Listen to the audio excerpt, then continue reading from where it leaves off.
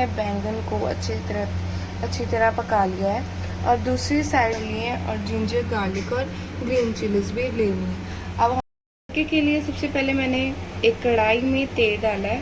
अब मैं डाल रही हूँ अदरक और लहसुन, हरी मिर्च,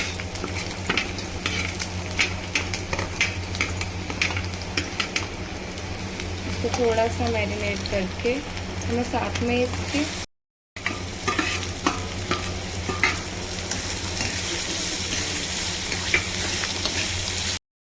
देखिए अब अच्छे से भून गए हैं। अब मैं इसमें 1 टीस्पून ऑफ सॉल्ट डालूंगी और half teaspoon of red chilli powder.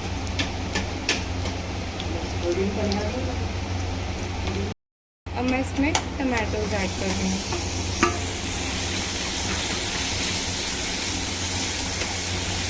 अब मैंने बैंगन को अच्छी तरह से मैश कर लिया।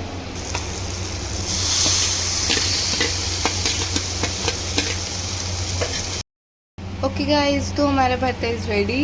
मैंने इसके ऊपर थोड़ा सा धनिया डाला है। तो serve with hot roti and thank you.